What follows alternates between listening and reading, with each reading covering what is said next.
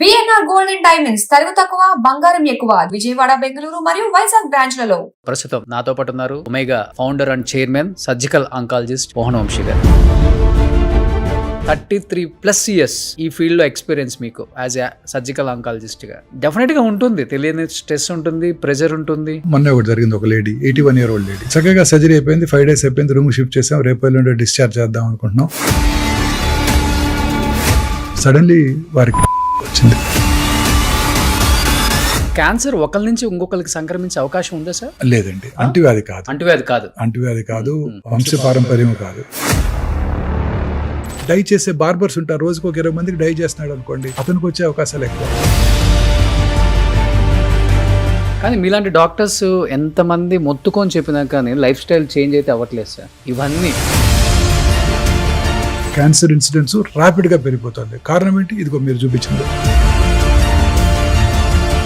కానీ భరించలేనంత ఖర్చు కదా సార్ కాన్సెప్ట్ ట్రీట్మెంట్ కి. గుడ్ క్వశ్చన్ అండి, గుడ్ క్వశ్చన్. ఇప్పుడు శ్రీ డాక్టర్ రాజశేఖర రెడ్డి గారు అప్పుడు ఆరోగ్యశ్రీ అనే స్కీమ్ పెట్టారు. ఫస్ట్ థింగ్ ఆయన కవర్ చేసింది cancer, cardiac problems, kidney problems. ఈ మూడే అప్పుడు ఆయన అప్పుడు చెప్పారు. ఈ మూడు కనుక వచ్చినట్టయితే ఒక కుటుంబం సర్వనాశనం అయిపోతుంది. ఈ మూడింటిని కవర్ చేయాలని వారు చెప్పారు అప్పుడు. సో అది సక్సెసివ్ గవర్నమెంట్స్ కంటిన్యూ చేస్తున్నాయి. ఎంత ఉంటుంది సార్ ఒక పెట్ స్కాన్? మంచి డిజిటల్ పెట్స్ కానీ 18 crores అండి. 18 crores, అవునండి. ఏ జబ్బన రావడానికి కారణం ఇదే, మానసిక ఒత్తిడి. ఇప్పుడు కంపెనీస్ లో ఇది ఒకటి ఎక్కువైపోయింది. మన మీద కన్నా పక్కనోడి మీద ఎక్కువ కాన్సన్ట్రేషన్ పెట్టి వాళ్ళ లైఫ్ ని ఎలా బదనం చేద్దాం, వాడిని ఎలా కంపెనీ నుంచి బయటికి పంపించేద్దాం, అనేక రకాల ఒత్తిళ్లకు లోన్ అవుతుంది. పాలు తాగాలంటే భయంగా ఉంది. చాలా రోజులుగా ఒక ఫ్రెండ్ నాకు ఒక అమ్మాయి చెప్పింది, వాళ్ళు ఎలా తీస్తారో తెలుసా నీకు పాలు అని అడిగింది. తెలియదన్న. వాటికి మెషిన్స్ పెట్టేస్తారు. ఆ మెషిన్స్ ఏం చేస్తాయి? పిండేస్తుంటాయి. వాటితో పాటు బ్లడ్ వస్తుంటుంది, పుళ్ళు పడతాయి, చీమ్ పడుతుంది.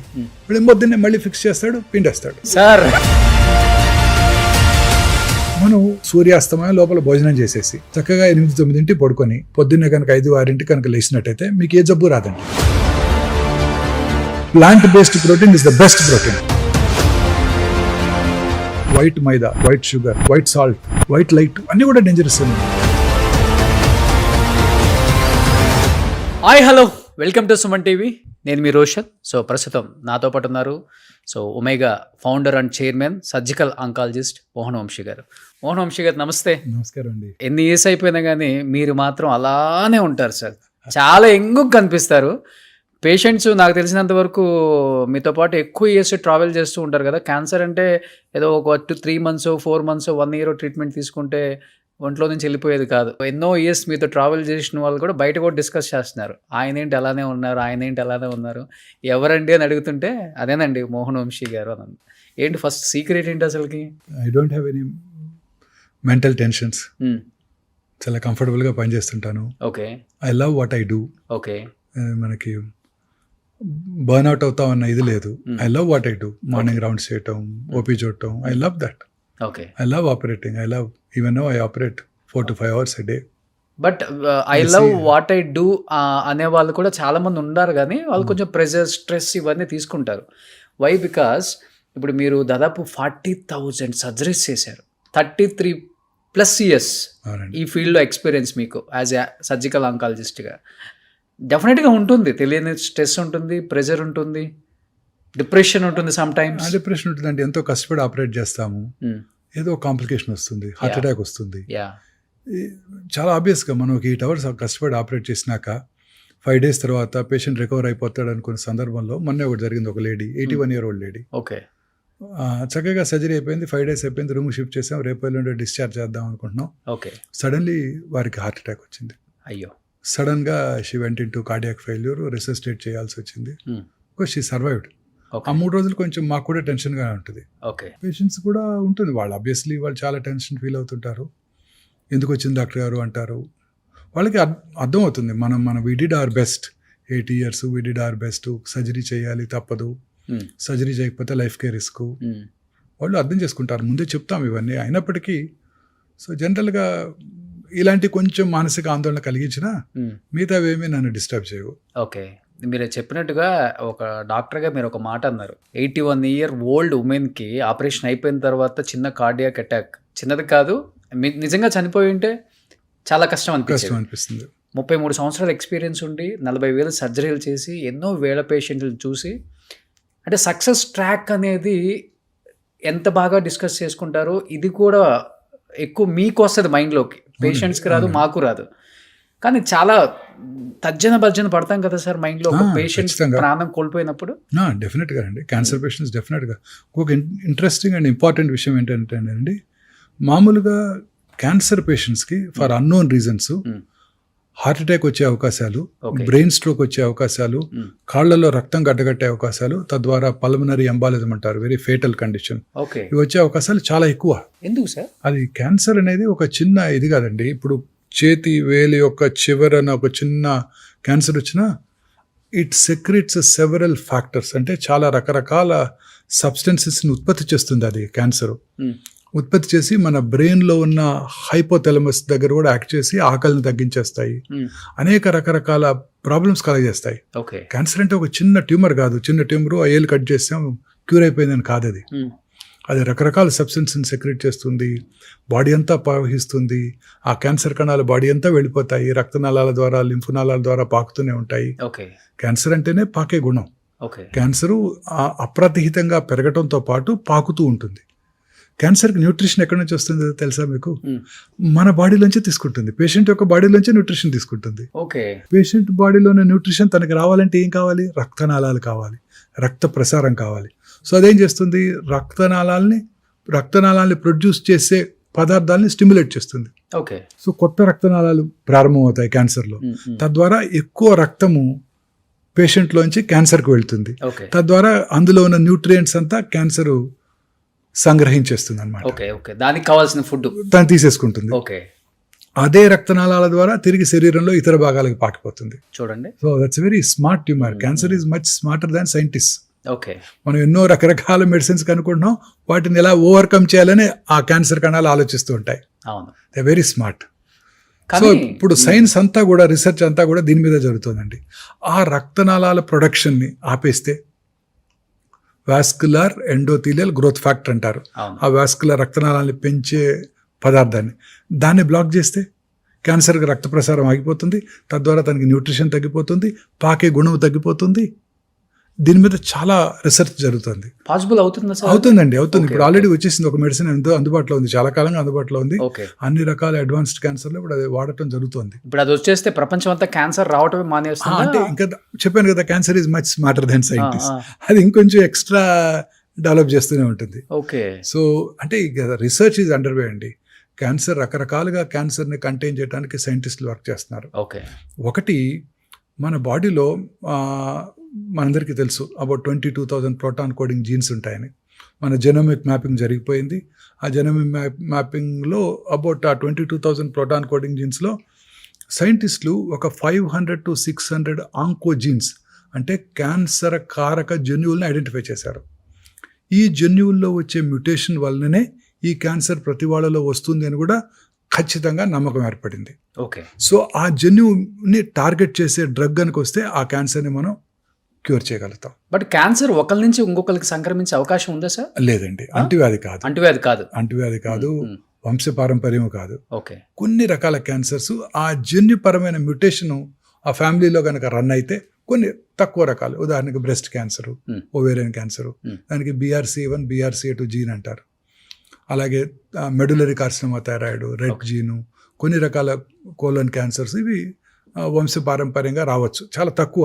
బట్ ఆ జన్యుపరమైన మ్యుటేషన్ ఐడెంటిఫై చేసి తగు చర్యలు కూడా తీసుకోవచ్చు మనం. ఇప్పుడు ఓకే. ఆ జన్యుపరమైన మ్యుటేషన్ ఐడెంటిఫై చేసి టార్గెట్ చేస్తే మనం ఆ క్యాన్సర్ని క్యూర్ చేయడానికి అవకాశం ఉంటుంది. సో వర్క్ ఇదే జరుగుతోంది. ఇలా ఒక రకంగా సైంటిస్టులు ప్రయత్నిస్తున్నారు. ఇంకొక రకంగా ఈ టార్గెటెడ్ థెరపీ, ఈ క్యాన్సర్కు రక్త ప్రసారం చేసే రక్తనాళాల ప్రొడక్షన్ని నిలిపివేయటం. ఇంకా మూడోది ఇమ్యూనోథెరపీ. వెరీ ఇంట్రెస్టింగ్ థింగ్ ఏంటంటే, మన బాడీలో మీరు కరోనా టైంలో వినే ఉంటారు, నాకు యాంటీబాడీస్ ఉన్నాయి, మీకు యాంటీబాడీస్ ఎన్ని ఉన్నాయి, నీకు తక్కువ ఉన్నాయా, వ్యాక్సిన్ తీసుకున్నావా అని అడుగుతూ అనుకునేవాళ్ళం మనందరం కూడా. సో అలా యాంటీబాడీస్తో పాటు మన బాడీలో సెల్యులర్ ఇమ్యూనిటీ కూడా ఉంది. అంటే సెల్ మీడియేటెడ్ ఇమ్యూనిటీ, వాటినే T సెల్స్ అంటారు, వాటినే కిల్లర్ సెల్స్ అని కూడా అంటారు.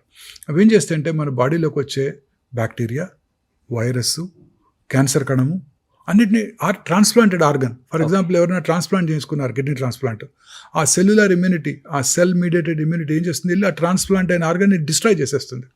అందుకే కిడ్నీ ట్రాన్స్ప్లాంట్ తర్వాత, లివర్ ట్రాన్స్ప్లాంట్ తర్వాత చాలా కాలం ఇమ్యూనో సప్రెసివ్ థెరపీ మీద ఉంచుతారు. సో దట్ మన ఓన్ ఇమ్యూనిటీ మనకి ట్రాన్స్ప్లాంట్ చేసిన కిడ్నీని డ్యామేజ్ చేయకుండా. ఓకే. సో ఈ సెల్స్ని పొటెన్షియేట్ చేయటం ఇమ్యూనోథెరపీ. ఓకే. క్యాన్సర్ సెల్స్ ఏం చేస్తాయంటే, దే ఆర్ వెరీ స్మార్ట్. మనం ఆల్రెడీ డిస్కస్ చేసాం. క్యాన్సర్ సెల్స్ ఏం చేస్తాయంటే ఈ టీ సెల్స్ని బ్లాక్ చేస్తాయి. వాటిని అన్బ్లాకింగ్నే ఇమ్యూనోథెరపీ అంటారు. ఓకే. అన్మాస్కింగ్ అని కూడా అంటారు.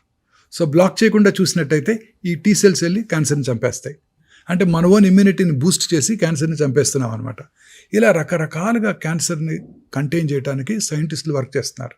Okay. Gene therapy, immunotherapy, targeted therapy, రకరకాల థెరపీస్ ద్వారా, in addition to chemotherapy, surgery and radiotherapy. Okay. ఇలా అనేక రకాలుగా సైంటిస్టులు వర్క్ చేస్తున్నారు. మాక్సిమం రీసెర్చ్ ప్రపంచంలో క్యాన్సర్ మీదే జరుగుతుంది. కానీ మీరు చెప్పినట్లుగానే ఒక టాబ్లెట్ వేసుకుంటే ఇంకా క్యాన్సర్ అనేది ఏ మనిషికి రాదు అనే ఒక న్యూస్ వింటే మాత్రం ఊపిరి పీల్చుకుంటారు సార్ కదా. Very true, very true. అప్పుడు హాస్పిటల్స్ అన్ని జస్ట్ వచ్చేస్తాయండి. కొత్త కొత్త ప్రాబ్లమ్స్ వస్తున్నాయండి. అగైన్ కొత్త కొత్త ప్రాబ్లమ్స్ వస్తున్నాయి. That's not one cancer, it's a spectrum of disease. ఒక క్యాన్సర్ కాదు, రకరకాల క్యాన్సర్ కణాలు, రకరకాల ప్రవర్తన ఉంటాయన్నమాట. మీరు అన్నట్టు we have to conquer this disease. Exactly. మానవాళికి అత్యంత ముప్పు కలిగిస్తున్న ఈ డిసీజ్. ఇప్పుడు ఉదాహరణకి భారతదేశం యొక్క పాపులేషన్ 1.54 బిలియన్స్ కదండి. చైనా పాపులేషన్ ఎంత అండి, ఒక 400,000 తక్కువ, 1.51 49 బిలియన్. చైనాలో సంవత్సరానికి చూసే కొత్త క్యాన్సర్ కేసులు ఏమో తెలుసా మీకు? 4.5 lakhs నుంచి 5 lakhs వరకు ఉంది. ఏంటి సార్? Oh my god. చైనాలో. What about India? ఇండియాలో మన Indian council for medical research, ICMR New Delhi వారి ఎస్టిమేట్ ప్రకారం ఓన్లీ 1.5 మిలియన్. ఓకే. అది ఎలా సాధ్యపడుతుంది? సాధ్యపడదు. మన దేశంలో క్యాన్సర్ ఈజ్ అండర్ రిపోర్టెడ్. అన్ని క్యాన్సర్ కేసుల సంఖ్య మన ప్రభుత్వానికి తెలియజేయబట్టలేదు. మొన్న మధ్యనే తెలంగాణ ప్రభుత్వం వారు క్యాన్సర్ని అందరూ కూడాను ఐడెంటిఫై చేసిన వెంటనే మీరు ఇన్ఫార్మ్ చేయాలి గవర్నమెంట్, కానీ ఒక లెజిస్లేషన్ తీసుకొచ్చారు. చేస్తున్నారు ఇప్పుడు? చేస్తున్నారు. అవేర్నెస్ వచ్చిందా పీపుల్లో? By law we have to do it. Okay. Cancer మీరు ఐడెంటిఫై చేయగానే క్యాన్సర్ రిపోర్ట్ చేయాలి, గవర్నమెంట్కి ఇన్ఫార్మ్ చేయాలి ఈ కొత్త క్యాన్సర్ కేసు డయాగ్నోస్ అయింది. So that they will have statistics. ఇది చాలా ముందు చూపుతో ఉన్న చర్య. ఎందుకంటే ముందు స్టాటిస్టిక్స్ ఉంటే గవర్నమెంట్ తగు చర్యలు తీసుకోగలదు. ఎస్, బ్రెస్ట్ క్యాన్సర్లు ఎక్కువగా ఉన్నాయి, దీన్ని కంటైన్ చేయడానికి ప్రజల్లో మనం ఏం చేయాలి, ఈ పాపులేషన్ నిజామాబాద్ జిల్లాలో ఈ క్యాన్సర్ కేసులు ఎక్కువగా ఉన్నాయి, కారణం ఏమిటి, అలా అనలైజ్ చేసి తగు జాగ్రత్తలు తీసుకోవడానికి అవకాశం ఏర్పడుతుంది. So cancer is a notifiable disease now. ఇది చాలా ఇంపార్టెంట్. సో ఇందాకటి మన ఉదాహరణకు వెళ్దాం. 1.54 బిలియన్ ఉన్నా కూడా 1.5 మిలియన్ క్యాన్సర్సే అంటున్నారు. అన్అఫిషియల్ కదా, గవర్నమెంట్ ఎస్టిమేట్ ప్రకారం. బట్ సైంటిస్టులు, డాక్టర్లు బిలీవ్ చేసేది ఏంటంటే దీనికి 3 రెట్లు ఎక్కువ ఉంటుంది ఇండియాలో అని. అంటే చైనా కన్నా ఎక్కువ ఉంది మన దగ్గర. వాళ్ళు హెల్దీ లైఫ్, మనది అన్హెల్దీ లైఫ్ స్టైల్ కదా, మన తినే ఆహారం అంతా. America population 340 million. అమెరికాలో క్యాన్సర్ కేసుల సంఖ్య 2 మిలియన్, మనకన్నా చాలా ఎక్కువ. ఎలా సాధ్యపడుతుంది? మన ఇండియన్ మిడిల్ క్లాసే 350 మిలియన్. మన ఇండియన్ మిడిల్ క్లాస్ అమెరికా వాళ్ళలాగా థింక్ చేస్తారు, అమెరికా వాళ్ళలాగా ఫ్యాటీ ఫుడ్ తింటారు, అమెరికా వాళ్ళలాగా ఆలోచిస్తుంటారు, అమెరికా వాళ్ళలాగా అన్ని బ్యాడ్ హ్యాబిట్స్ ఉన్నాయి, ఆల్కహాల్, స్మోకింగ్, టొబాకో అన్నీ ఉన్నాయి. మరి మనలో ఎందుకు ఇది తక్కువ ఉంటుంది? Unlikely. So cancer is under reported in our country. ఈ గవర్నమెంట్, మన గవర్నమెంటే ఫస్ట్ ఇంట్రడ్యూస్ చేసింది, తెలంగాణ గవర్నమెంట్. అన్ని గవర్నమెంట్స్ కూడా ఇట్లా నోటిఫైబుల్ డిసీజ్గా మనం కనుక చేసినట్టయితే నెంబర్ ఆఫ్ క్యాన్సర్ పేషెంట్స్ సంఖ్య తెలుస్తుంది కరెక్ట్గా. ఎక్కడెక్కడ లాక్యునా ఉన్నాయి, ఎక్కడెక్కడ ఐడెంటిఫై చేయడానికి ఏం చేయాలి అనేది గవర్నమెంట్కి ఒక ఐడియా వస్తుంది. గవర్నమెంట్ తీసుకునే ప్రతి చర్య కూడా దీని మీదే, డేటా మీదే ఆధారపడి ఉంటుంది. కానీ మీలాంటి డాక్టర్స్ ఎంతమంది మొత్తుకొని చెప్పినా కానీ లైఫ్ స్టైల్ చేంజ్ అయితే అవ్వట్లేదు సార్. ఇవన్నీ ఇవి చాలా ఇంపార్టెంట్. ఇది ప్లాస్టిక్ బాటిల్స్, అవునండి. అండ్ ఇవి కొన్ని మాత్రమే నేను చెప్పింది, ఇంకా ఇలాంటివి ఎన్నెందో. కానీ లైఫ్ స్టైల్లో చేంజ్ రానంత వరకు ఇలాంటి మీరు చెప్పినట్టు 2 మిలియన్ 3, 4, 5 అంటే ఇంకా మీరు ఇండియాలో జనాభా పెరుగుకుంటూ వెళ్ళిపోతుంది, అట్ ది సేమ్ టైం రోగాలు కూడా పెరుగుకుంటూ వెళ్ళిపోతున్నాయి.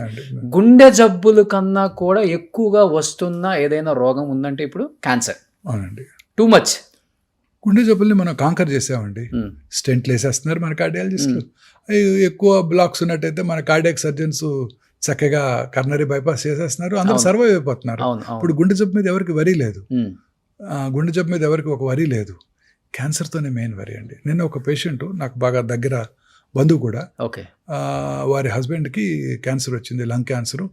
ఒక 9 నెలలు వైద్యం చేయించుకున్నారు, 10వ నెలలో కాలం చేశారు. అప్పుడు ఆవిడ ఒకటే వ్యాఖ్యానించింది, ఇవన్నీ ఎందుకు వచ్చింది, ఒక గుండెపోటు వచ్చి పోయినా బాగుండేదే అని. అయ్యా.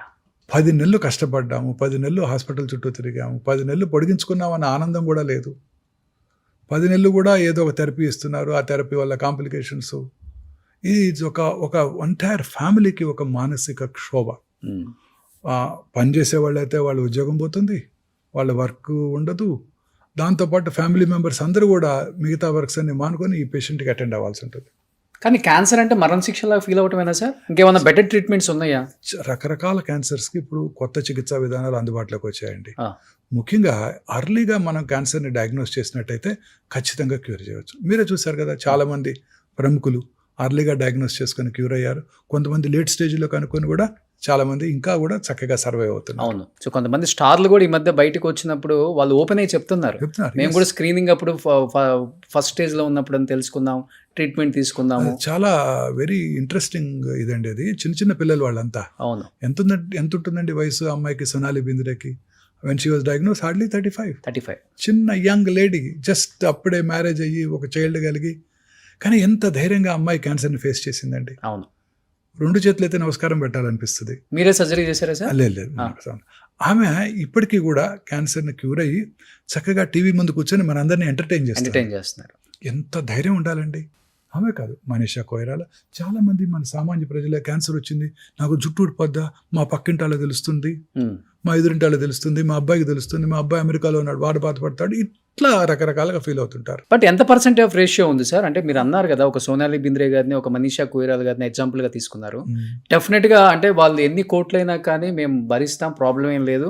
అవసరమైతే ఇప్పుడు ఏమైందంటే సార్, ఇంతకు ముందు క్యాన్సర్ వచ్చింది అంటే బెటర్ ట్రీట్మెంట్ కోసం విదేశాలకు వెళ్ళిపోయేవాళ్ళు. ఇప్పుడు అలాంటి విదేశాల్లో దొరికే ట్రీట్మెంట్ మన ఇండియాలో, మన హైదరాబాద్ లో కూడా ఉంది కదా. అవునండి, హైదరాబాద్లో అందుబాటులో ఉంది, మన కరీంనగర్లో అందుబాటులో ఉంది, గుడివాడలో కూడా అందుబాటులో ఉంది. ఇప్పుడు అన్ని రకాల మందులు భారతదేశంలో మనకి అన్ని చక్కగా అన్ని అందుబాటులో ఉన్నాయి. ఓకే. అని కొన్ని రకాల మెడిసిన్స్, ఉదాహరణకి పేటెంటెడ్ మాలిక్యూల్స్, అంటే ఈ మధ్య కనుగొనబడినవి. మన గవర్నమెంట్, ఇండియన్ యూనియన్, మనం we are signatory to the GATT treaty. అంటే ఏంటంటే international intellectual property rights. So ఒక మెడిసిన్ కొత్తగా కనుగొనబడింది అనుకోండి, అది మన దేశంలో తయారు చేయలేము 10 ఏళ్ల పాటో 15 ఏళ్ల పాటో, వాళ్ళ పేటెంట్ లాస్ ఉన్నంత వరకు. సో అప్పటి వరకు ఆ మెడిసిన్ కొంచెం ఎక్స్పెన్సివ్గా ఉంటుంది. ఎందుకంటే వాళ్ళు ఇన్నోవేటర్ మాలిక్యూల్ వాళ్ళు యూకే నుంచో, యూఎస్ నుంచో, స్విట్జర్లాండ్ నుంచో ఇంపోర్ట్ చేసుకొని మన దేశంలో అమ్ముతుంటారు. సో వాళ్ళ ప్రైస్ని వాళ్ళు పెట్టుకోగలరు, ఎందుకంటే they spend a lot of money, huge money, billions of dollars and research చేసి, క్లినికల్ ట్రయల్స్ చేసి ఆ మందు మన దగ్గరికి తీసుకొచ్చి అది యూస్ఫుల్గా ఉండేటట్టు చేయడానికి కొన్ని వందల కోట్ల రూపాయలు ఖర్చు పెట్టారు. సో అందుకని పేటెంట్ లాస్ అని ఉన్నాయి. ఆ పేటెంట్ లాస్ ఎక్స్పైర్ అయ్యే వరకు ఆ మెడిసిన్ మనం తయారు చేయకూడదు. అప్పటి వరకు ఆ మెడిసిన్ కొంచెం ఎక్స్పెన్సివ్గా ఉంటుంది ఇండియాలో. కానీ భరించలేనంత ఖర్చు కదా సార్ కాన్సెప్ట్ ట్రీట్మెంట్కి. మరి మిడిల్ క్లాస్ వాళ్ళు, అబవ్ మిడిల్ క్లాస్ వాళ్ళు కూడా తట్టుకోలేని రేంజ్కి వెళ్ళిపోయింది కదా. అలాంటి మాలిక్యూల్సే ఎక్స్పెన్సివ్, మిగతావన్నీ తక్కువ ఖర్చులో జరుగుతున్నాయి. తక్కువ ఖర్చు అంటే మిగతా వాళ్ళు కూడా 2-3 ఎకరాలు అమ్ముకుంటే కానీ క్యాన్సర్ని జయించే వాళ్ళు ఎంతమంది ఉన్నారు? గుడ్ క్వశ్చన్ అండి, గుడ్ క్వశ్చన్. ఇప్పుడు భారతదేశంలో ముఖ్యంగా way back in 2004 Shri doctor Rajasekhara Reddy garu అప్పుడు ఆరోగ్యశ్రీ అనే స్కీమ్ పెట్టారు. ఫస్ట్ థింగ్ ఆయన కవర్ చేసింది క్యాన్సరే. Okay. Cancer, cardiac problems, kidney problems, ఈ 3 అప్పుడు ఆయన అప్పుడు చెప్పారు. ఈ 3 కనుక వచ్చినట్టయితే ఒక కుటుంబం సర్వనాశనం అయిపోతుంది, ఈ 3టిని కవర్ చేయాలని వారు చెప్పారు అప్పుడు. సో అది సక్సెసివ్ గవర్నమెంట్స్ కంటిన్యూ చేస్తున్నాయి. ఇప్పుడు మనకి ఇక్కడ తెలంగాణలోను, ఆంధ్రాలో కూడా ఆరోగ్యశ్రీ, అలాగే central government scheme Ayushman Bharat, ఇది కూడా మన ఆరోగ్యశ్రీ నుంచే అది డిరైవ్ అయింది. ఫస్ట్ ఆయనే ఆ బ్రెయిన్ వేవ్ వచ్చింది ఆయనకే, రాజశేఖర రెడ్డి గారికి. ఇలా చేయవచ్చు అనే ఒక బ్రెయిన్ వేవ్ వచ్చింది ఆయనకే. అద్భుతమైన డాక్టర్ ఆయన. సో రోజు ఆయన చూస్తూ ఉన్నారంట. అప్పుడు ఒక సీనియర్ ఐఏఎస్ ఆఫీసర్ చెప్పారు నాకు, ఆయన ఆ ఆఫీసర్ గారిని రోజు రమ్మన్నారంట ఆయనతో పాటు. దేనికి? ఆయన పొద్దున్న 6 గంటలకల్లా చక్కగా స్నానం చేసి పంచె కట్టుకొని రెడీ అయిపోయి ప్రజల దగ్గర నుంచి విజ్ఞప్తులు స్వీకరిస్తారంట. ఆయన 100 మంది వచ్చి విజ్ఞప్తులు ఇస్తారంట. ఒక ఐఏఎస్ ఆఫీసర్ గారిని కూడా రమ్మన్నారంట. ఆయన కూడా వచ్చారంట. 6 రోజులు ఆయనతో పాటు వచ్చి విజ్ఞప్తులు స్వీకరించేదాకా ఆయనతో ఉండి ఆయన ఆ ఇంట్లోకి వెళ్ళిపోయేవారు, ఈయన ఆఫీస్కి వెళ్ళిపోయేవారు. 6వ రోజు ఆయన అడిగారంట, ఎందుకు నన్ను పిలుస్తున్నారు మీరని. ఆయన అప్పుడు మీరేం అబ్జర్వ్ చేశారు ఈ విజ్ఞప్తుల దగ్గర అంటే 99 మంది ఎవరు కూడా మా ఊరికి రోడ్డు వేయించమనో, నాకు ఎలక్ట్రిసిటీ ఇప్పించమనో, మా అబ్బాయికి జాబ్ ఇప్పించమనో అడగట్లేదు. అందులో 99 మంది 100కి ఒకటే అడుగుతున్నారు, ఇదిగో మా తండ్రి గారికి కరోనరీ ఆర్టరీ డిసీజ్ వచ్చింది, సహాయం చేయండి. ఇదిగో మా అక్కగారికి క్యాన్సర్ వచ్చింది, సహాయం చేయండి. కిడ్నీ ఫెయిల్యూర్ అయింది, సహాయం చేయండి. ఇవే కారణాలు, ఈ 3. ఓకే. ఈ 3టిని మనం అడ్రస్ చేసామంటే మన చరిత్రలో నిలిచిపోతామని చెప్పాడంట ఆయన. Okay. He could address that. అది స్కీమ్. ఆ రోజుల్లో మన state government budget, combined state government budget 40,000 కోట్లు ఉన్నప్పుడు ఆయన 3,000 కోట్లు దీన్ని కేటాయించారు. అవును. కేటాయించి అందరికీ కూడా ఈ స్కీమ్ అందుబాటులోకి వచ్చారు. ఇదే స్ఫూర్తిగా తీసుకొని భారతదేశంలో అన్ని రాష్ట్రాలు, ఇప్పుడు యూనియన్ గవర్నమెంట్ కూడా ఓకే, ఆయుష్మాన్ భారత్ని పెట్టారు. బట్ మీలాంటి ప్రముఖులను పిలిచి మాట్లాడటం జరిగిందా సార్? అందరితో మాట్లాడారు ఆయన, అందరితో మాట్లాడారు. ఓకే, అందరితో మాట్లాడారు. అంటే ఆయన మాట్లాడలేరు, ఆయన పెద్ద ఆయన. ఆ గవర్నమెంట్ డిపార్ట్మెంట్ హెల్త్ సెక్రటరీ గారు అందరినీ పిలిచి మాట్లాడారు. అన్ని హాస్పిటల్ ఆయన పర్సనల్గా వెళ్ళి కలిసి మాట్లాడారు. ఓకే. శ్రీ అగర్వాల్ అని ఆయన అందరినీ కలిశారు. ఆయన కార్డియాక్ ప్రతి కార్పొరేట్ హాస్పిటల్కి వెళ్ళారు, ప్రతి గవర్నమెంట్ హాస్పిటల్కి వెళ్ళారు. అందరితో మాట్లాడి ఆయన ఒక స్కీమ్ తయారు చేశారు. ఓకే. కానీ మీ స్పెషాలిటీయే సర్జికల్ ఆంకాలజీ. కానీ తప్పదు, ప్రతి ఒక్కళ్ళు వచ్చిన వాళ్ళకి మీకు క్యాన్సర్ ఉంది అని చెప్పడం చాలా చాలా కష్టం సార్. ఒక మనిషికి ఎంత కష్టం అంటే అది ఇంకా భరించలేం. అతనే బరస్ట్ అయిపోతాడు, ఫ్యామిలీ మొత్తం బయట కూర్చొని బరస్ట్ అయిపోతాడు. అలా డైలీ చెప్తారు కదా, చెప్పినప్పుడు మీ ఫీలింగ్ ఏంటి? జనరల్గా ఇప్పుడు ఏంటంటే ప్రజల్లో చాలా అవగాహన వచ్చేసింది. నా దగ్గరకు రాకముందే వాళ్ళు జనరల్ ఫిజిషియన్ దగ్గరకో, వారి సొంత ఫ్యామిలీ ఫిజిషియన్ దగ్గరకో వెళ్తున్నారు. అక్కడ డయాగ్నోస్ చేయబడుతుంది, వాళ్ళు దాంతోనే దగ్గరకు వస్తారు. ఓకే, మీరు అనేది చాలా కరెక్ట్. నా దగ్గర ఓపిక రాగానే వాళ్ళు ఎవరు రిసెప్టివ్గా ఉండరు, అందరూ ఇట్లా కోపంగా చూస్తుంటారు. బాధతో, నేనేం చెప్తాను అన్న ఆతృతతో, ఆవేదంతో. I can understand them.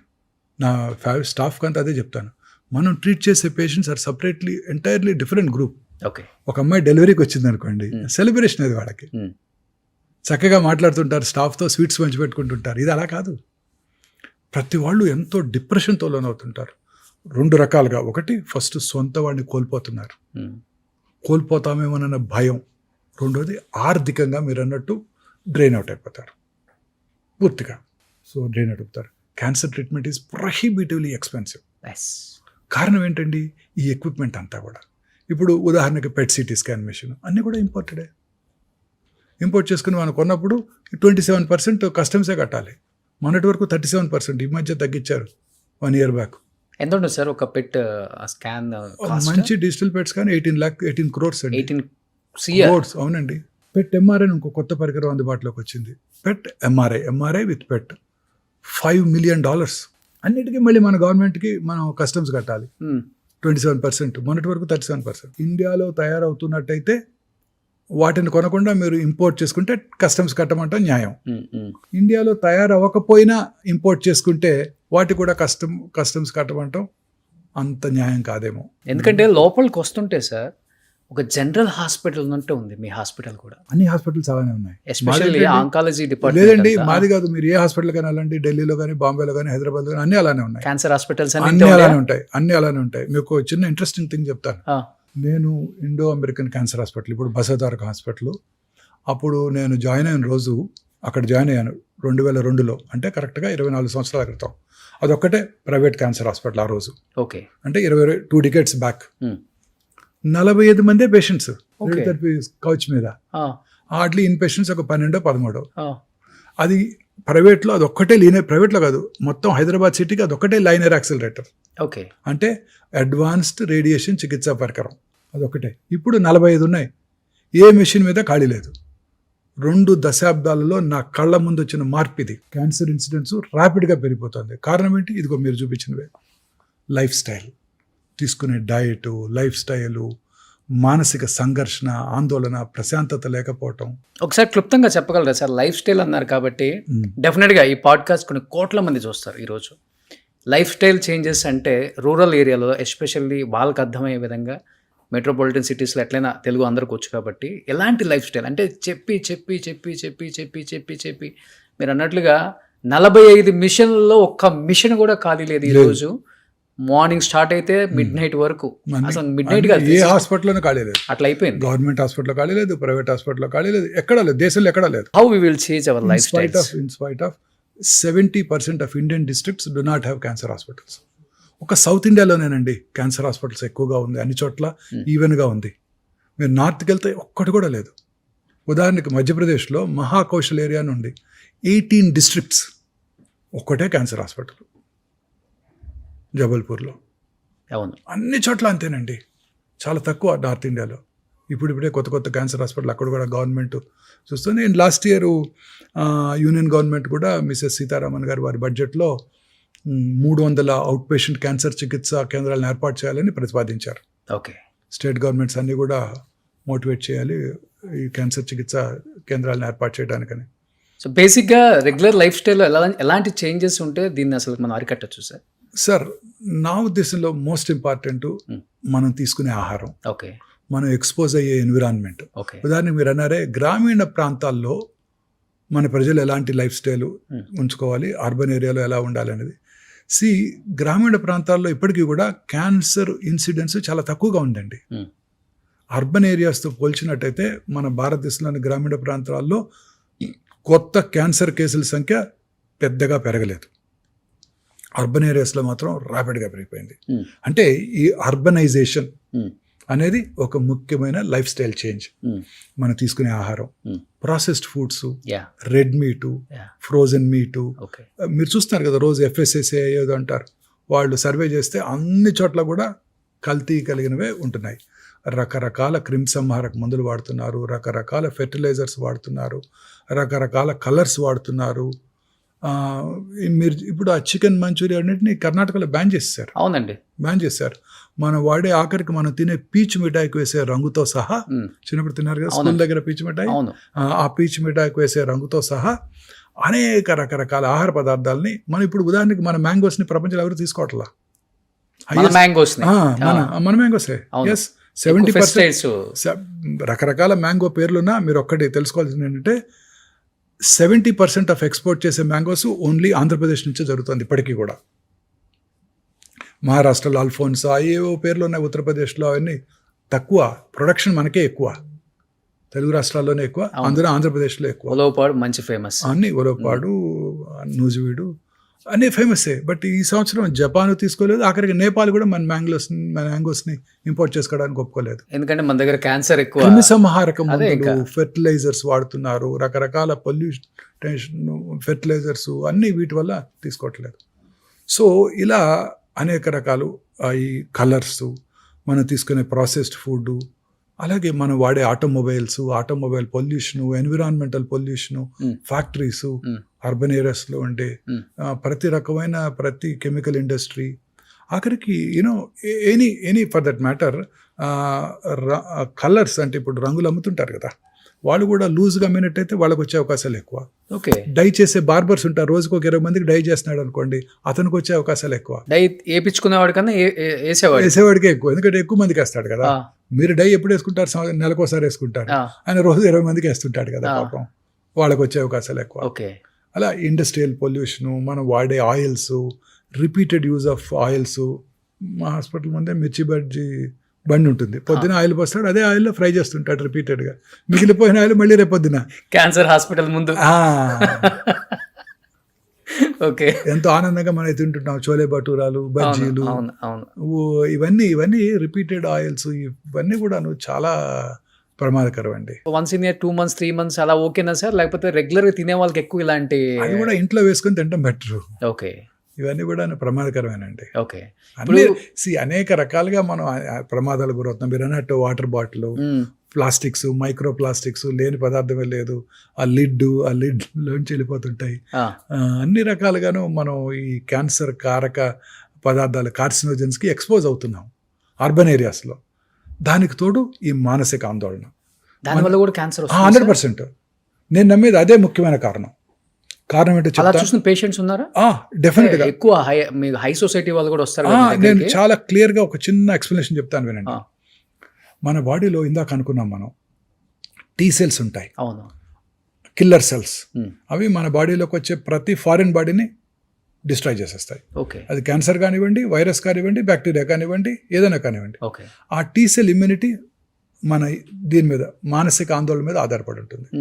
మనం మానసికంగా ఎక్కువ ఆందోళన పడితే మన టీ-సెల్స్ సరిగా పనిచేయవు, ఓకే మన ఇమ్యూనిటీ తగ్గిపోతుంది. ఓకే మన బాడీలో రకరకాల చేంజెస్, మ్యూటేషన్స్ జరుగుతుంటాయి మన జీన్స్లో.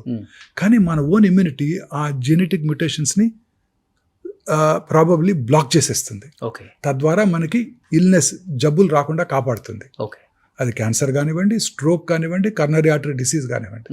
మానసికంగా ఆందోళనకు లోనైతే హార్ట్ అటాక్ వచ్చే అవకాశాలు, బ్రెయిన్ స్ట్రోక్ వచ్చే అవకాశాలు, క్యాన్సర్ వచ్చే అవకాశాలు కూడా పెరిగిపోతాయి. ఓకే సో అన్నిటికన్నా ఇంపార్టెంట్ నా ఉద్దేశం, ఇవన్నిటికన్నా ఇంపార్టెంట్ నా పర్సనల్ ఉద్దేశం ఇదే. క్యాన్సర్ రావడానికి కానివ్వండి, ఏ జబ్బన రావడానికి కారణం ఇదే, మానసిక ఒత్తిడి. మానసిక ఒత్తిడి. మన అబ్బాయికి నీటిలో సీట్ రాలేదు, పక్క అబ్బాయికి వచ్చింది, పక్కింట్లో అబ్బాయికి వచ్చింది. మనకేమో మారుతి కారు ఉంది, పక్కింట్లో వాళ్ళేమో టయోటా కారు కొనుక్కున్నారు. ఇలా అనేక రకాల ఒత్తిళ్ళు. ఆ తర్వాత వర్క్ ప్లేస్ ప్రెషర్స్. బాస్ ఇవాళ మన తిట్టాడు, మన పని చేయలేదన్నాము, చేయలేకపోతున్నాము, మనకు ఒంట్లో బాగాలేదు, అయినా కానీ బాస్ రమ్మంటున్నాడు వాళ్ళ పనికి. ఇప్పుడు కంపెనీస్లో ఇది ఒకటి ఎక్కువైపోయింది. మన మీద కన్నా పక్కనోడి మీద ఎక్కువ కాన్సన్ట్రేషన్ పెట్టి వాళ్ళ లైఫ్ని ఎలా బదనం చేద్దాం, వాడిని ఎలా కంపెనీ నుంచి బయటికి పంపించేద్దాం, అనేక రకాల ఒత్తిళ్లకు లోనవుతున్నాయి. పూర్వకాలంలో ఇవన్నీ ఉండేది కాదు. సంతోషం సగం బలం అన్నారు పెద్దలు, కానీ సంతోషం పూర్తి బలం అంటాను నేను. సంతోషం పూర్తి బలం. ఈ అనేక రకాల ఒత్తిళ్ళు. ఇంతకుముందు చక్కగా విలేజెస్లో దగ్గర వాళ్ళే మ్యారేజ్ చేసుకునేవాళ్ళు, వాళ్ళే హ్యాపీగా 5 రోజులు సెలబ్రేట్ చేసుకునేవాళ్ళు, వాళ్ళ ఇంట్లో పండించుకున్న కూరగాయలే తినేవాళ్ళు, వాళ్ళే షర్ట్ లేకుండా వెళ్ళి ఆ కూరగాయల పాదులు దువ్వి వాటర్ పోసి దాన్ని చక్కగా డెవలప్ చేసేవారు, పొలానికి వెళ్ళేవాళ్ళు, పని చేసుకునేవాళ్ళు, ఎండకి ఎక్స్పోజ్ అయ్యేవారు, విటమిన్ డి ఉండేది, ఇమ్యూనిటీ బాగుండేది, ఓకే మానసిక ఆందోళన తక్కువగా ఉండేవి. వాళ్ళ గేదెల పాలు పిండుకొని తాగేవాళ్ళు. ఇప్పుడు రకరకాల ఆక్సిటోసిన్, పాలు తాగాలంటే భయంగా ఉంది. నిజంగా నేను వెజిటేరియన్గా మారాను 30 ఏళ్ళ క్రితం. చాలా రోజులుగా ఒక ఫ్రెండ్ నాకు ఒక అమ్మాయి చెప్పింది, ఆమె వీగన్ అయిపోయింది. ఎందుకు అయిపోయావు వీగన్ అన్నాను. నేను కూడా ఒక 3 సంవత్సరాలు ట్రై చేశాను మధ్యలో.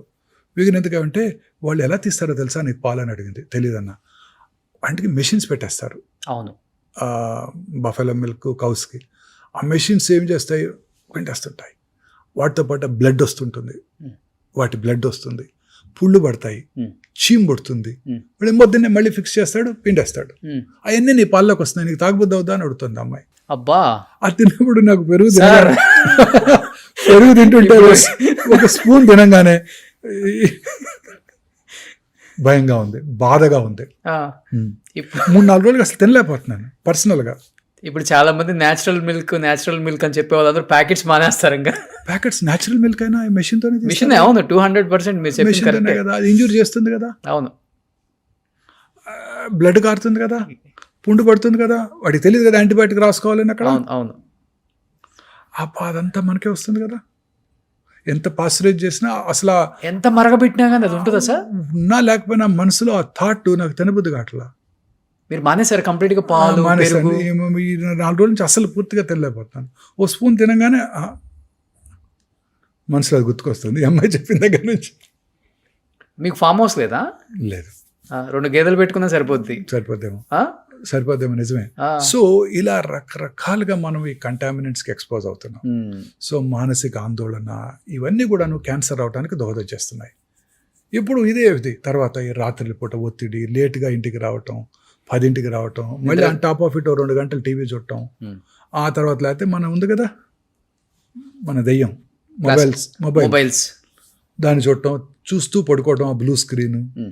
మనం ప్రశాంతంగా 6 సూర్యాస్తమయం లోపల భోజనం చేసేసి, జెంట్స్ లాగా భోజనం చేసేసి చక్కగా 8-9 పడుకొని పొద్దున్నే కనుక 5-6 కనుక లేచినట్టయితే మీకు ఏ జబ్బు రాదండి. Okay, guarantee. క్యాన్సర్ అసలు రావు. ఎందుకంటే మనం ఇలా ప్రశాంతంగా పడుకున్నప్పుడు రాత్రి మిడ్నైట్ తర్వాత మెలటోనిన్ అనే హార్మోన్ ఉత్పత్తి అవుతుందండి. ఓకే, అది it has strong anti cancer properties.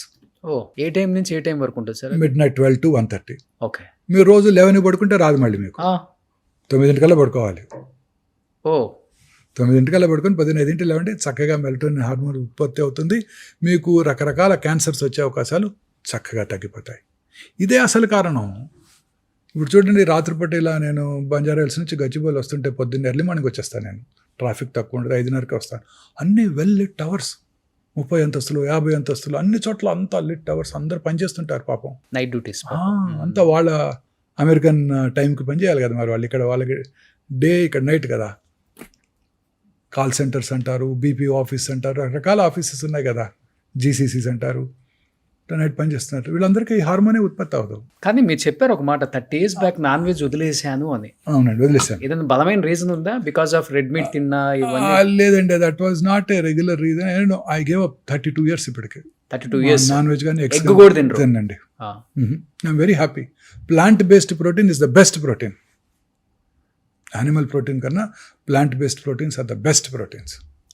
కానీ మీ డైలీ దినచర్యలో ఒక్క ప్లాస్టిక్ పదార్థం నుంచి అంటే ఒక వస్తువు నుంచి కూడా ఏం తీసుకునే ఛాన్స్ లేదు. జనరల్ గా అవాయిడ్ చేసి ఎప్పుడు హాస్పిటల్లోనే ఉంటాను కదండి, మీలాగా తిరగాల్సిన అవసరం లేదు. ఓకే, సో ఆ బాధలు లేవు. మాలాంటి తిరిగే వాళ్ళ కోసం చెప్పండి సార్. ఇప్పుడు లైఫ్ మన చిన్నప్పుడు మన ఊళ్ళలో మరచెం బండి ఉండేది తెలుసా? చిన్నపిల్లలు మీకు తెలియదు. అవును, మరచెం ఉంది. ఉందా? చూసారా ఎప్పుడైనా? షూర్. అలా స్క్రూ చేసి పట్టుకెళ్ళేవాళ్ళు. అలాంటిది పట్టుకెళ్ళాలి. వర్క్ ప్లేస్ క్యారీ చేయాలి. డెఫినెట్. రాగి మర్చంతో వాటర్ తాగండి. సో లక్కీగా నేను ఒక చోటే పని చేసుకుంటాను, నాకు అన్ని పక్కనే ఉంటాయి కాబట్టి నాకు అవసరం లేదు. బట్ మిగతా వాళ్ళు పని చేసుకునే వాళ్ళందరికీ అవసరమే కదా. ఇప్పుడు మనతో మీతో పాటు వచ్చారు మీ స్టూడియోకి, ఇక్కడికి అందరూ పాపం పొద్దున్న ఎప్పుడో బయలుదేరుతారు, వాటర్ తాగాలి, క్యారీ చేయలేరు, బైక్ మీద వస్తారు పాపం. ఇప్పుడు నేను వచ్చిన దగ్గర నుంచి ఒక 1 hour అయింది. మీ ఇక్కడంతా కూడా ఎక్కడ కూడా ఒక ప్లాస్టిక్ అంటే అంతా వాటర్ బాటిల్స్, గ్లాస్ సీసాలు అండ్ గ్లాసెస్ ఉన్నాయి.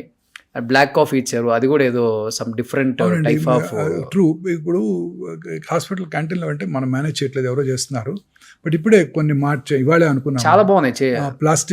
ప్లాస్టిక్ ప్లేట్స్ కూడా తీసేస్తున్నాం మీకు తొందరలో.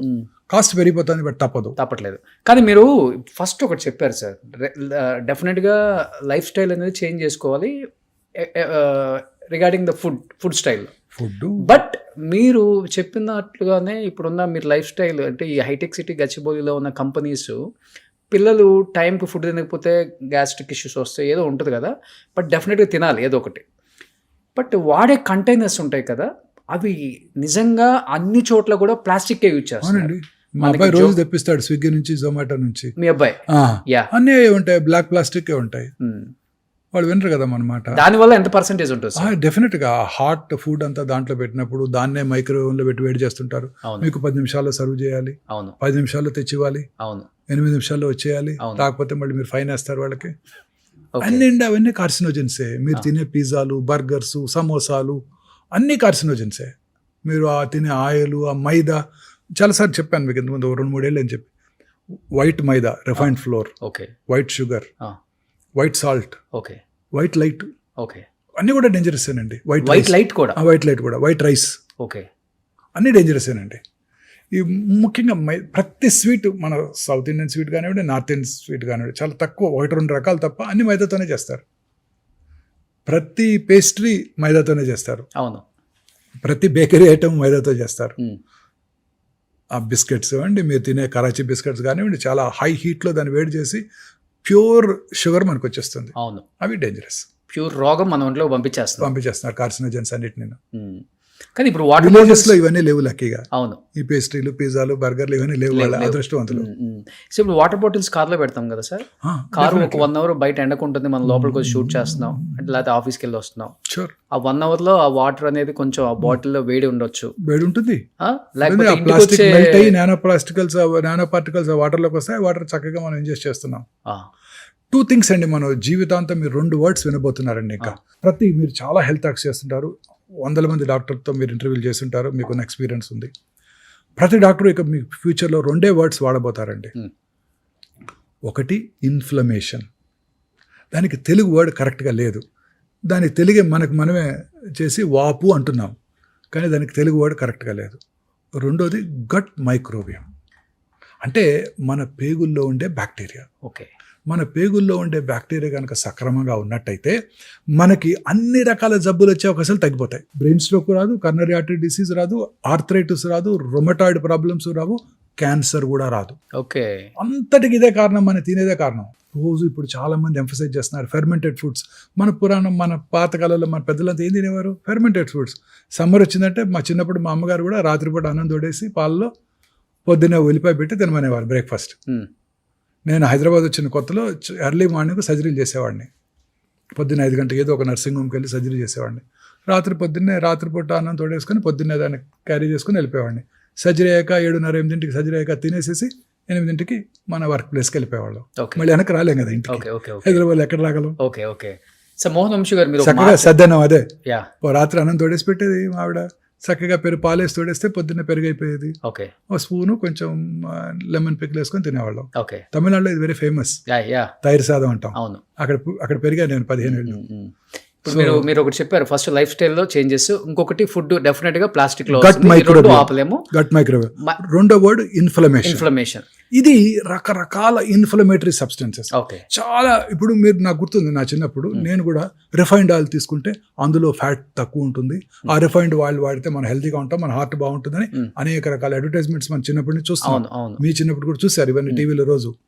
Sunflower oil, refined sunflower oil clear గా ఉంటుంది ఆయిల్ చూపించేవాళ్ళు. కానీ అవన్నీ కూడా ఇన్ఫ్లమేషన్ కలిగిస్తాయి. బట్ ఎలాంటి ఆయిల్స్ వాడితే మంచిది అంటారు? మన ఇప్పుడు చెప్తున్నారు కదా మన కార్డియాలజిస్ట్ గానుగ నూనె. ఇప్పుడు ఏమంటారు దాన్ని, అన్ని రకరకాల కోల్డ్ ప్రెస్డ్ ఆయిల్స్ అని అడ్వర్టైజ్మెంట్ చేస్తున్నారే గూగుల్లో రోజు. అది they don't cause inflammation. Inflammatory substances ప్రతి మనం తినే ఆహారం అంతా కూడా ఇన్ఫ్లమేషనే. నాకు ఇంకా గుర్తుంది, ఒక 10 ఏళ్ల క్రితం ఒక లెక్చర్కి వెళ్ళాను. నేను లెక్చర్ ఇవ్వడానికి వెళ్ళాను అమలాపురం. వెళ్తే అక్కడ ఒక పీడియాట్రిషియన్ ఆయిల్స్ గురించి ఆయన లెక్చర్ ఇస్తూ కెనాలో ఆయిల్ వాడండి అని చెప్పారు. అందులో అంతా కూడా omega-3 ఫ్యాటీ యాసిడ్స్ ఉంటాయి, they are very useful for you అన్నాడు. ఇంకొక 3 ఏళ్ళ తర్వాత చూస్తే canola oil is a poison అన్నారు. ఏంటంటే అది ప్యూర్లీ రిఫైన్డ్ ఆయిల్, ఇన్ఫ్లమేషన్ కలిగిస్తుంది. సో మనం ఎప్పుడైతే నేచర్తో ఫైట్ చేస్తున్నామో, నేచర్ ఏంటి చక్కగా మంచి ఆయిల్స్ ఇస్తుంది, మనం దాన్ని రిఫైన్ చేసి తీసుకుంటున్నాం, అది పాయిజన్. నేచర్తో ఫైట్ చేస్తున్నాం, మన బాడీని మనం ఫైట్ చేస్తాం నేచర్తో. పొద్దున్నే ఎండకి ఎక్స్పోజ్ అవ్వాలి, పొద్దున్నే లేవాలి. పొద్దున్నే 10 గంటల లేవటం కాదు, పొద్దున్నే లేవాలి. ఎర్లీ మార్నింగ్ 6 గంటలకు లేస్తాను సార్. నేను కరెక్ట్గా ఎవ్రీడే మార్నింగ్ 5కి లేస్తాను. 6 గంటలకు లేచి 7 కిలోమీటర్లు వాక్ చేస్తాను. వెరీ గుడ్, మంచిది. పొద్దున్న లేచి సూర్య నమస్కారాలు చేయండి. అలాంటి సూర్య నమస్కారాలు అంటే ఏమిటి? Exposing your self to sunlight. మన పెద్దలు ఏది చేసినా మన మంచి కోసమే చేశారు. గాయత్రి మంత్రం చదవమన్నారు పొద్దున్నే సూర్యుని చూస్తూ. ఎందుకు? అలా అన్న ఎక్స్పోజ్ అవుతామని. మంత్రం అనేది ఏది కాదు, అందులో మంత్రం అంతా కూడా ఇదే ఉంటుంది. ఆ మంత్రం యొక్క అర్థం కూడా అదే. బట్ బాడీ ఇచ్చే సిగ్నల్ ఏంటి సార్? క్యాన్సర్ వచ్చింది నీకు అనే దానికి సిగ్నల్ ఏమిస్తుంది అసలు బాడీ? బేసికలీ వచ్చిన లొకేషన్ బట్టి మారిపోతుంటుంది. ఉదాహరణ, కొన్ని రకాల క్యాన్సర్స్ సిమ్టమ్సే ఉండవు. Let's say silent killers, ovarian cancer, ఏమి సిమ్టమ్స్ ఉండవు. పొట్టలో పెరుగుతుంటుంది, సిమ్టమే కలగదు. బాగా ఉబ్బిపోయి వచ్చినాకే డాక్టర్ దగ్గరికి వస్తుంటారు. లావు అవుతున్నాను, కొంతమంది ఎక్సర్సైజ్ కూడా చేస్తుంటారు, పొట్ట పెరుగుతుందని, లోపల క్యాన్సర్ ఉందని తెలియదు. సో చాలా సార్లు ఇది ఎసిమ్టమాటిక్. కానీ మన బాడీలో ఎక్కడైనా మానని పుండు ఉందనుకోండి, నాలుగు మీద కానివ్వండి, ఎక్కడైనా ముక్కులో కానివ్వండి, ఎక్కడైనా కానీ మానని పుండు చిన్నదైనా ఏ పుండు వచ్చినా తగ్గిపోవాలి. కొన్నాళ్ళలో 5-6 రోజుల్లో తగ్గిపోవాలి. తగ్గకుండా అలానే పెరుగుతోంది, నొప్పి లేదు అంటే ప్రమాదకరం. పెరుగుతున్న గడ్డ ఎక్కడైనా కానీ, సాఫ్ట్ టిష్యూ ట్యూమరు పొట్ట ఇక్కడ కానీ, బ్రెస్ట్లో కానీ, ఎక్కడైనా కానీ పెరుగుతున్న గడ్డ క్రమం తప్పకుండా పెరుగుతోంది. సైజ్ అలానే ఉంటే డేంజర్ కాకపోవచ్చు. సో మీరు చెప్పినట్లుగా చిన్న చిన్న పుండు ఎక్కడన్నా ఉండి యాంటీబయాటిక్ వేసుకొని తగ్గితే ఓకే, తగ్గకపోయిందంటే డాక్టర్ దగ్గరికి వెళ్ళి చూపించుకోవాలి. ఓకే, సో ఇది సిగ్నల్. అలా రకరకాల క్యాన్సర్స్కి రకరకాల సింటమ్స్ ఉంటాయి. ఉదాహరణకి గ్యాస్ట్రిక్ క్యాన్సర్, తినబుద్ధి కాదు, డైనింగ్ టేబుల్ దగ్గరికి వెళ్తారు, వెనక్కి తిరిగి వస్తారు. రోజు పొద్దున్నే మీరు 4 ఇడ్లీలు తింటున్నారు, 2 ఇడ్లీలు తినగానే పొట్ట ఫుల్ అయినట్టు ఉంటుంది. అది ఆర్లీ గాస్ట్రిక్ క్యాన్సర్కి సిగ్నల్ కావచ్చు. ఓకే, బట్ సార్ ఇప్పుడు స్క్రీనింగ్ చాలా ఇంపార్టెంట్. ఏ ఏజ్లో స్క్రీనింగ్ చేయించుకుంటే మంచిది సార్? అండ్ ఆడవాళ్ళు చేయించుకోవాల్సిన టెస్ట్లు ఏంటి, మగవాళ్ళు చేయించుకోవాల్సిన క్యాన్సర్ టెస్ట్లు ఏంటి? అసలు క్వైట్ కాంట్రవర్షియల్ ఇది స్క్రీనింగ్ అనేది. స్క్రీనింగ్ వల్ల డెఫినెట్లీ బెనిఫిషియల్గా ఉంటుంది. ఉదాహరణకు మగవాళ్ళలో జనరల్గా 50 ఏళ్ళు వచ్చాక PSA అనే ఒక సింపుల్ బ్లడ్ టెస్ట్ చేయించుకుంటే మనం ప్రాస్టేట్ క్యాన్సర్ని గుర్తించగలుగుతాం. ఓకే, అంతే తప్ప మిగతా క్యాన్సర్స్ని గుర్తించడానికి మనకి మార్గాలు లేవు. మొన్న మధ్యనే మిస్టర్ బిల్ గేట్స్ మన జెరోదా CEO నిఖిల్ కామత్తో ఒక ఇంటర్వ్యూ చేశారు, పాడ్కాస్ట్ చేశారు. ఆయన నిఖిల్ కామత్ గారు ఎలాన్ మస్క్తో చేశారు, మిస్టర్ మోడీ గారితో కూడా చేశారు. చూశారు కదా. ఈ బిల్ గేట్స్ అని ఒక క్వశ్చన్ అడిగారు, మీ ఆరోగ్యాన్ని ఎలా కాపాడుకుంటావు, మా యంగ్ ఆంటర్ప్రినర్స్కి నువ్వేం సలహా ఇస్తావని. ఆయన ఒకటి చెప్పాడు, నేను రెగ్యులర్గా చెక్ చేసుకుంటాను, స్క్రీనింగ్ చేసుకుంటాను, దానివల్ల నష్టం లేదు. రెగ్యులర్గా వైటమిన్స్ తీసుకుంటాను, దానివల్ల కూడా డౌన్ సైడ్ లేదు అసలు. 3వది ఇక ఇది ఒక్కటే క్యాన్సర్ వ్యాధి ఒకటే నాకు భయం కలిగిస్తుంది. ఉమ్, దీన్ని పట్టుకోవడానికి ముందుగానే ఒక జెనెటిక్ టెస్టింగ్ చేయించుకుంటున్నాను నేను. ఉమ్, ఆ టెస్ట్ అమెరికాలో ఇన్సూరెన్స్ కంపెనీలు కవర్ చేస్తున్నాయి, అన్ఫార్చునేట్లీ ఇండియాలో కవర్ చేయట్లేదు. ఉమ్, ఆ టెస్ట్ కనుక చేయించుకుంటే ఈ ట్రెడిషనల్ డయాగ్నోస్టిక్ టెస్ట్ పట్టుకోవడానికి way before you will diagnose this test అని వారు చెప్పడం జరిగింది. అది ఇప్పుడు హైదరాబాద్లో హెల్త్ సెంట్రిక్ అనే కంపెనీ ఉమ్. అందుబాటులోకి తీసుకొచ్చింది. Okay okay. అది ముందుగానే మనం స్క్రీన్ చేసుకుంటే నెక్స్ట్ ఫ్యూ ఇయర్స్లో నీకు క్యాన్సర్ వచ్చే అవకాశాలు ఉన్నాయో లేవో ముందే తెలిసిపోతాయి. అవునా? ఎన్ని ఇయర్స్ ముందు తెలిసిపోతుంది సార్ అలా అని చెప్పలేం కానీ తప్పనిసరిగా ఒక 77 క్యాన్సర్స్ని పట్టేయగలదు. ఎన్ని ఇయర్స్ అంటే ఇప్పుడు ఫర్ ఎగ్జాంపుల్ అది బాడీలో స్క్రీన్ చేసి 2-3 సంవత్సరాల్లో నీకు క్యాన్సర్ వస్తుందని చెప్పేయగలదు. అర్రే బెస్ట్ కదా అది. బెస్ట్.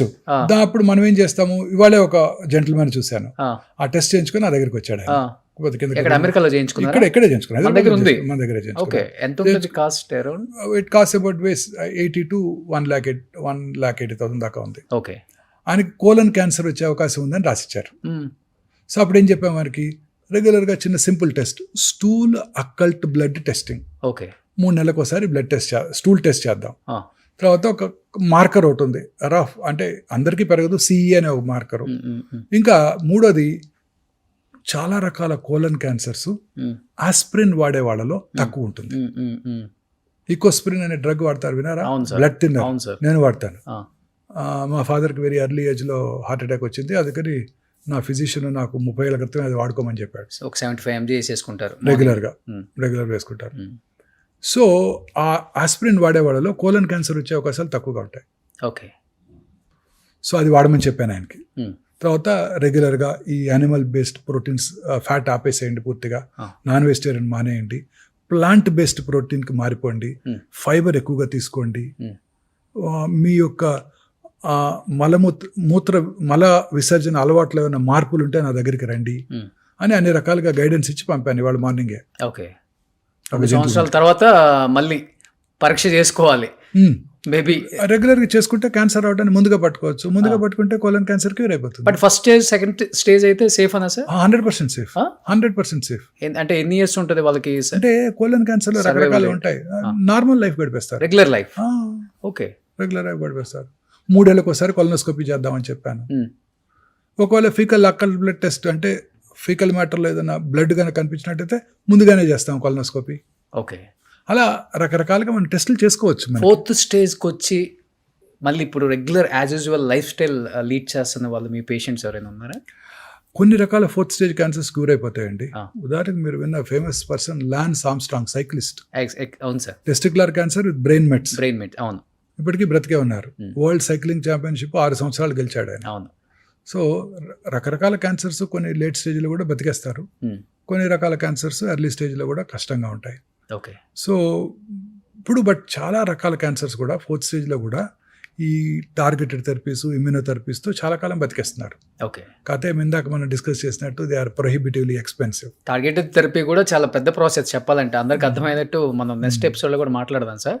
బట్ ఇప్పుడు చిన్న పిల్లలకు కూడా క్యాన్సర్ ఎక్కువైపోయింది సార్, 1 or 2 years. అలాంటి వాళ్ళని ట్రీట్ చేస్తున్నప్పుడు యాజ్ ఎ డాక్టర్గా పక్కన పెడితే యాజ్ ఎ ఫాదర్, మీరు కూడా గ్రాండ్ ఫాదర్, ఏమనిపిస్తుంటుంది? ఏడ్చిన సందర్భాలు ఉన్నాయా మీ లైఫ్లో? అయ్యా డెఫినెట్లీ అండి, పిల్లల్ని చూసినప్పుడు డెఫినెట్గా. మిగతా డిసీజెస్కి క్యాన్సర్కి కొంచెం తేడా ఉందండి. మిగతా డిసీజ్ మీరు కోలిసిస్టేట్ మీకు ఆపరేట్ చేస్తే మళ్ళీ మీకు కనపడ్డావు. కర్నరీ బైపాస్ చేసామనుకోండి, ఆ పేషెంట్ మళ్ళీ మీ దగ్గరికి రాడు. ఇంటి దగ్గర ఉన్న కార్డియాలజిస్ట్ చూపించుకుంటూ ఉంటాడు, లేకపోతే తన కార్డియాలజిస్ట్ చూపించుకుంటుంటాడు. మా డిసీజ్ అలా కాదు, మాతో పాటే ఉంటారు, వస్తూనే ఉంటారు. పాపం క్యాన్సర్తో ప్రాబ్లం ఏంటంటే ట్రీట్మెంట్ ప్రొలాంగ్డే, కానీ ట్రీట్మెంట్ కన్నా ఫాలో అప్ మోర్ ఇంపార్టెంట్. ప్రతి పేషెంట్ కూడా రెగ్యులర్గా చెకప్కి రావాలి. ఎందుకు? కొత్త క్యాన్సర్స్ వచ్చే అవకాశాలు ఎక్కువ ఉంటాయి. ఇప్పుడు ఉదాహరణకి ఓరల్ క్యావిటీలో రైట్ సైడ్ చీక్ మీద క్యాన్సర్ వచ్చింది అనుకోండి, అదే ఇండివిజువల్కి లెఫ్ట్ సైడ్ చీక్ మీద వచ్చే అవకాశాలు 5 రెట్లు ఎక్కువ. ఓకే. ఏవైతే కారణాలు ఇక్కడ క్యాన్సర్ కలిగించాయో ఆ కారణాలు ఇక్కడ కూడా పనిచేస్తున్నాయిగా. సో పేషెంట్స్ పాత క్యాన్సర్ తిరిగి రావటం మాట అటుంచండి, కొత్తది రావటాన్ని కూడా పట్టుకోవాలిగా. ఛాన్స్ ఉందా సార్? ఉంటుంది. అదే పేషెంట్కి ఇదే ఉదాహరణ చెప్తాను నేను. మీ ఏ ఊరి నుంచి వచ్చారని అడుగుతారు. రామగుండం అని అనుకోండి. రామగుండం దేని ఫేమస్? బొగ్గు. రామగుండంలో బొగ్గు దొరికితే పక్కనున్న గోదావరి కానీ, మంచిర్యాల, బెల్లంపల్లి, పెద్దపల్లి, రామకృష్ణాపూర్లో కూడా బొగ్గు దొరుకుద్ది. అంతే, ఒక చోట వస్తే ఇక్కడ కూడా వస్తుంటుంది. ఇట్లా చూపిస్తాను. రామగుండంలో బొగ్గు దొరికితే బెల్లంపల్లి, మంచిర్యాల, పెద్దపల్లి, గోదావరి కల్లో కూడా బొగ్గు దొరుకుద్ది. సో ఇక్కడ వచ్చే అవకాశాలు ఉంటాయి. ఎందుకంటే బొగ్గుల మీద కూడా చికెన్ బాగా డీప్ ఫ్రై చేసి తినే వాళ్ళు కూడా ఉన్నారు కదా ఇప్పుడు. అంటే జస్ట్ ఉదాహరణ. ఇంకో ఎక్కడ ఏ ఏరియా లేకపోతే ఇక్కడ మీ ఇంట్లో బోర్ వేస్తే వాటర్ పడింది అనుకో, పక్కింట్లో పడుతుంది, ఆపోజిట్ ఇంట్లో పడుతుంది, ఎదురింట్లో కూడా పడుతుంది, పక్క బజార్లో కూడా పడుతుంది, అంతే కదా ఆ ఏరియా అంతా. సో అందుకని రెగ్యులర్గా చెకప్ రావాలి.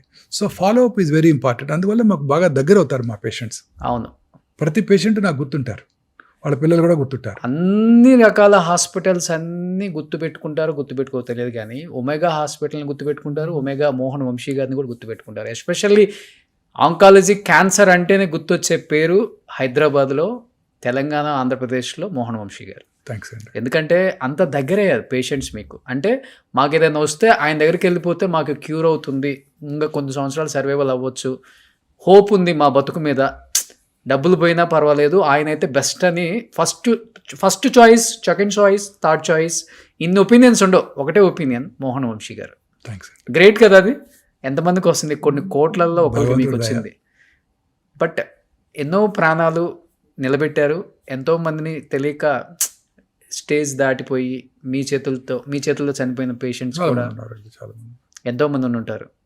కానీ అత్యంత డేంజర్ క్యాన్సర్ ఏంటి సార్? లాస్ట్ అండ్ ఫైనల్గా చెప్పండి, ఎన్ని రకాల క్యాన్సర్స్ ఉన్నాయి ఓవరాల్గా? అంటే మెయిన్లీ క్యాన్సర్స్ ఆర్ 2 types అండి. Carcinoma, sarcoma. కార్సినోమాస్ అంటే ఎపిథీలియల్ టిష్యూలో వచ్చేవి, సార్కోమాస్ అంటే సాఫ్ట్ టిష్యూలో వచ్చేవి. ఇవి కాక మూడోది హిమటలాజికల్ అంటే బ్లడ్ క్యాన్సర్స్. బ్లడ్ క్యాన్సర్స్ కొంతవరకు డేంజరస్గానే ఉంటాయి, ఎస్పెషల్లీ అడల్ట్స్లో వచ్చేవి. పిల్లల్లో వచ్చే బ్లడ్ క్యాన్సర్స్ క్యూర్ అవుతాయి. ఇక బ్రెయిన్ ట్యూమర్స్ జనరల్గా హై గ్రేడ్ ట్యూమర్స్ ఎక్కువ కాలం సర్వైవ్ అవ్వరు. కొన్ని రకాల బ్లడ్ క్యాన్సర్స్ కూడా సర్వైవ్ అయ్యే అవకాశాలు తక్కువ ఉంటాయి. బట్ ఇప్పుడు కొత్త మెడిసిన్స్ చాలా వస్తున్నాయండి. ప్రాబ్లీ ఐఎమ్ షూర్ ఇంకో 10 yearsలో మనం ఈ క్యాన్సర్కి ముందు కనుక్కుంటారేమో మన సైంటిస్టులు అనిపిస్తుంది. క్యాన్సర్ జయించవచ్చు ఒక టాబ్లెట్తో. టాబ్లెట్స్ కానివ్వండి, ఇంజెక్షన్స్ కానివ్వండి, ఇమ్యూనోథెరపీ కానివ్వండి. నా ఉద్దేశం ఇంతకుముందు నేను నా లైఫ్ టైంలో చూడలేనేమో అనుకునేవాడిని. ఇప్పుడు lot of research is underway and ఖచ్చితంగా నేను నా ఉద్దేశం 10 yearsలో మనం దీన్ని కాంకర్ చేసేస్తామండి. 3 decades మీరు చాలా చేంజెస్ చూశారు కదా. ఇంకా మాక్సిమం 10 years అండి. We will be able to conquer. ఒక డికేడ్లో కాంకర్ చేస్తారు సైంటిస్టులు అనగా. సో లాస్ట్ అండ్ ఫైనల్గా ఈ పాడ్కాస్ట్ చూసే కొన్ని కోట్ల మందికి ఏం చెప్పాలనుకుంటున్నారు? రెగ్యులర్గా ఆకుకూరలు, ఫ్రెష్ ఫ్రూట్స్, వెజిటబుల్స్ ఎక్కువగా తీసుకుంటూ, యానిమల్ ఫుడ్కి దూరంగా ఉంటూ, అలాగే దురలవాట్లకి స్మోకింగ్, ఆల్కహాల్ లాంటివి కూడా దూరంగా ఉంటూ, రెగ్యులర్గా ఎక్సర్సైజ్ చేస్తూ, లీన్ బాడీ మాస్ మెయింటైన్ చేస్తూ, మానసికంగా ఆందోళన లేకుండా ఉన్నట్టయితే క్యాన్సర్ని ఖచ్చితంగా జయించవచ్చు. సో ఫైనల్గా సార్ లాగా ఉంటే అన్ని జయించవచ్చు మనం కూడా. సో 33 years బ్యాక్ ఆయన ప్రాక్టీస్ స్టార్ట్ చేసిన 33 years అబ్బాయిలాగే ఉన్నారు. So thanks for the complement. Thank you so much sir. So second ఎపిసోడ్లో ఇంకా చాలా విశేషాలు తెలుసుకున్నాం. Thank you so much. Thanks అండి.